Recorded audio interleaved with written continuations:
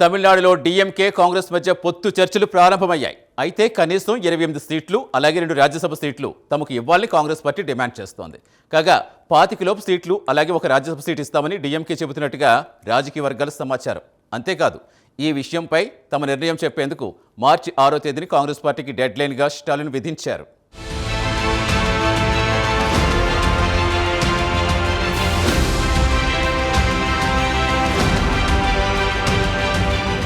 Tamil Nadu assembly ఎన్నికలు తరుముకొస్తున్న వేళ DMK, Congress పార్టీల మధ్య సీట్ల కేటాయింపుపై ప్రాథమికంగా చర్చలు ప్రారంభమయ్యాయి. ఏ క్షణంలోనైనా ఎన్నికల సంఘం షెడ్యూల్ ప్రకటించే అవకాశాలున్నాయి. దీంతో సీట్ల సర్దుబాటుపై రెండు పార్టీలు కసరత్తు మొదలుపెట్టాయి. కాగా 2021 తమిళనాడు అసెంబ్లీ ఎన్నికల్లో కూడా డీఎంకే, కాంగ్రెస్ మధ్య పొత్తు కుదిరిన సంగతి తెలిసిందే. ఈ పొత్తులో భాగంగా మొత్తం 25 నియోజకవర్గాల్లో కాంగ్రెస్ పార్టీ పోటీ చేసింది. అయితే ఈసారి కాంగ్రెస్ పార్టీ స్వరం పెంచింది. తమకు కనీసం 35 నియోజకవర్గాలు కేటాయించాలని డీఎంకేపై ఒత్తిడి పెడుతోంది. అంతేకాదు 2 రాజ్యసభ సీట్లు కూడా కేటాయించాలని హస్తం పార్టీ డిమాండ్ చేస్తోంది.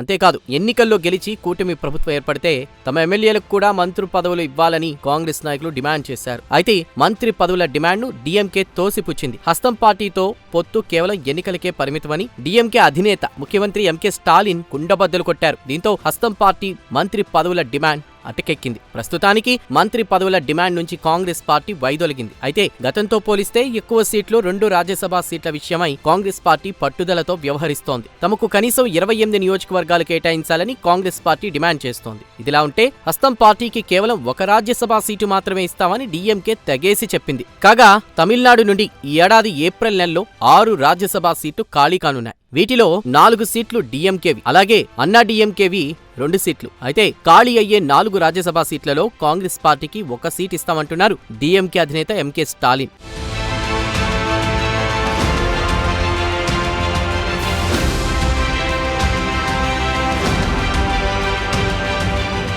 అంతేకాదు ఈ విషయంలో కాంగ్రెస్ పార్టీ తన నిర్ణయం చెప్పడానికి మార్చి 6వ తేదీని డెడ్లైన్గా పెట్టారు ఎంకే స్టాలిన్. అలాగే మార్చి 6వ తేదీలోగా కాంగ్రెస్ తన నిర్ణయం చెప్పకపోతే ఈ ఏడాదికి తమిళనాడు నుంచి రాజ్యసభకు వెళ్లే ఆలోచన మర్చిపోవాలని స్టాలిన్ దాదాపుగా హెచ్చరించినంత పనిచేశారు. దీంతో రాజ్యసభ బంతి కాంగ్రెస్ కోర్టులో వేసి ఎంకే స్టాలిన్ చేతులు దులుపుకున్నారు. ఇక ఇదిలా ఉంటే అసెంబ్లీ ఎన్నికల కోసం సెక్యులర్ ప్రోగ్రెసివ్ అలయన్స్ పేరుతో డీఎంకే ప్రస్తుతం ఒక కూటమి ఏర్పాటు చేసింది. ఈ కూటమిలో ప్రధాన పార్టీ డీఎంకే.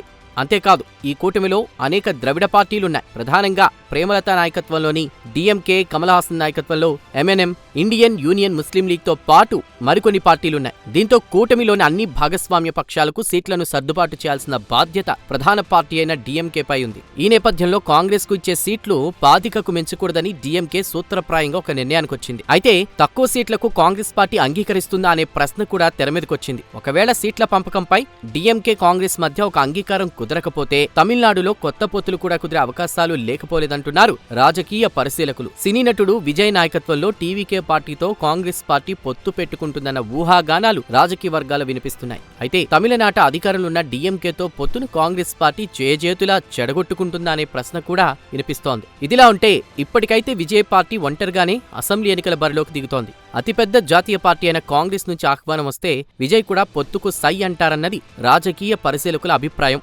అదే జరిగితే తమిళనాడు రాజకీయాలు కొత్త మలుపు తిరుగుతాయంటున్నారు రాజకీయ పరిశీలకులు. ఏమైనా మార్చి 6వ తేదీ వరకు కాంగ్రెస్, డీఎంకే పొత్తుపై ఒక స్పష్టత రాకపోవచ్చు.